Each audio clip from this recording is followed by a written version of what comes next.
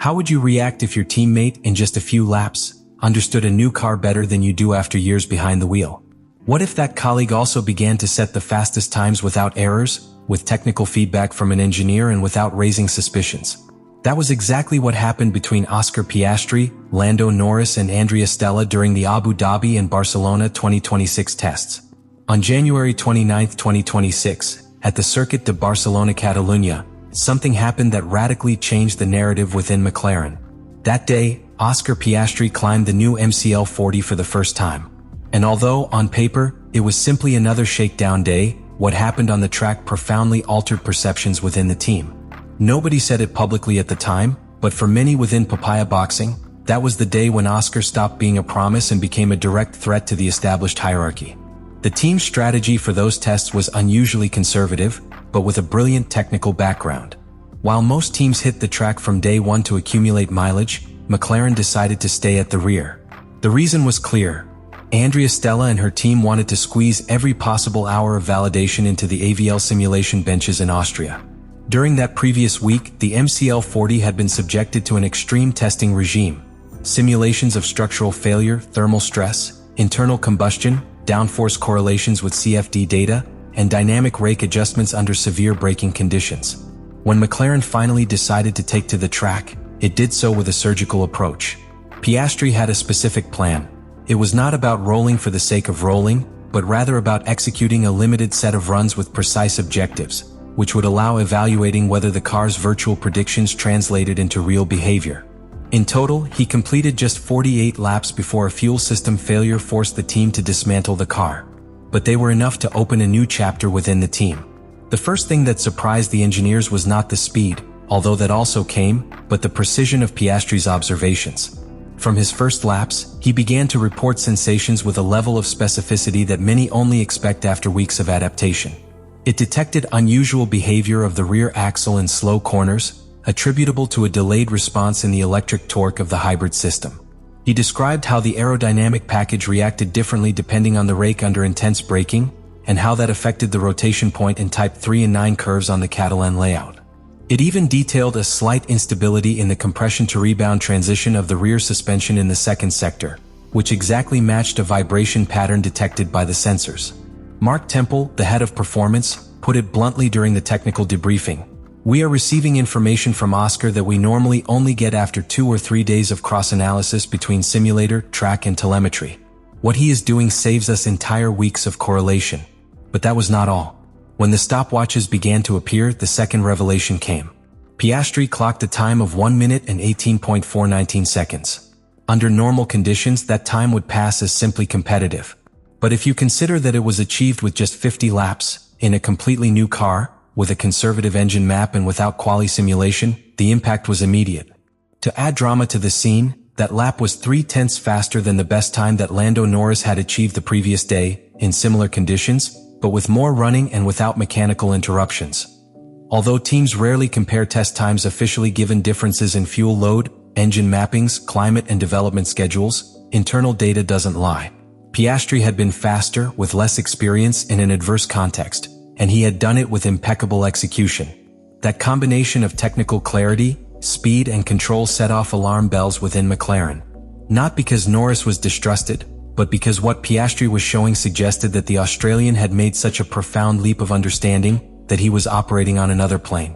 It was as if I had absorbed the entire learning curve of the MCL 39 and projected it onto the MCL 40 from the first lap. In internal conversations, an idea that until then seemed unthinkable began to be debated. Should the development of the MCL 40 be oriented towards Piastri's driving style?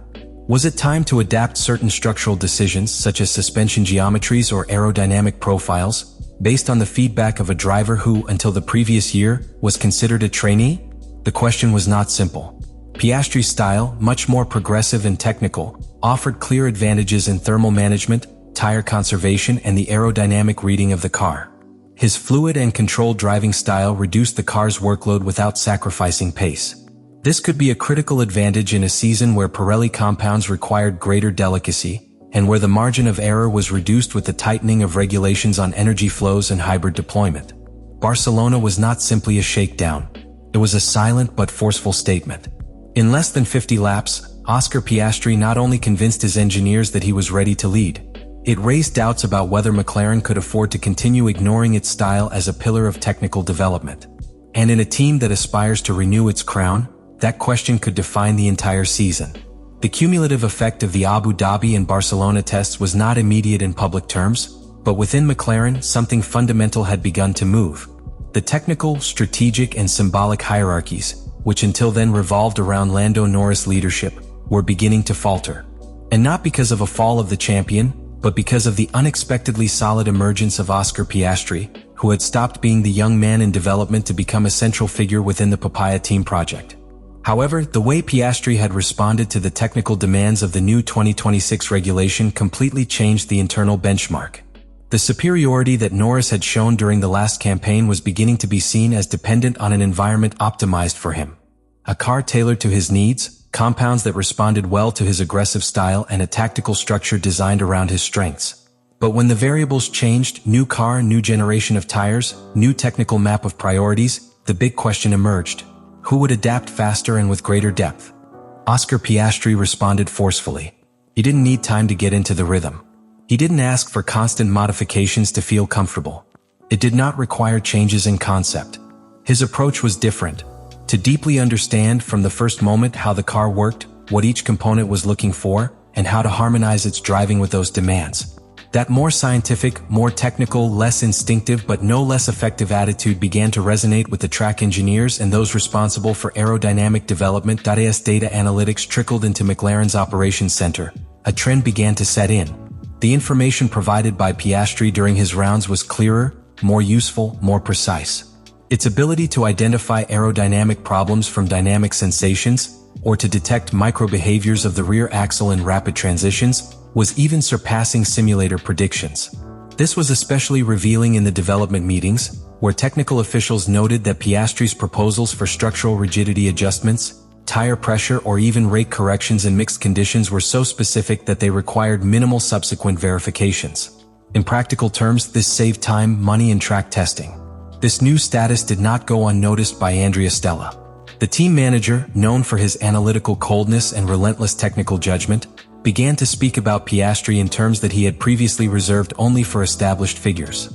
In internal conversations, he recognized that Oscar was doing something that was not common in drivers of his experience. Molding the car from deep understanding, not from the demand for adaptation. The dilemma was obvious.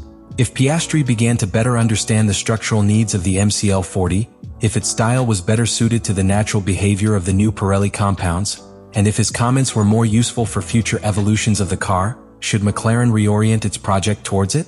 The answer was not simple. Norris remained an extraordinarily talented driver, with a strong emotional connection to the fan base and years of experience leading the team. But his more intuitive, more aggressive style, more dependent on certain characteristics of the car, was coming into conflict with the new realities of 2026. And most complex of all, it was not that Norris was failing. Piastri was doing too well. The most disturbing thing for the team was not that Oscar was competitive. That was already expected. What truly reconfigured the internal structure was its ability to redefine what it means to be the number one driver, in an era where raw speed is no longer enough, and where a deep understanding of the car, the technical regulations and dynamic behavior has become the new goal of Formula One. In this context, the figure of Andrea Stella takes a crucial role. He is not a simple driver-manager. He is a project architect. And now, more than ever, he faces the dilemma that will mark the next decade for McLaren. Should he prioritize the emotional consolidation of Norris as champion and face of the team, or should he bet on the technical and evolutionary potential of Piastri as the new axis of development?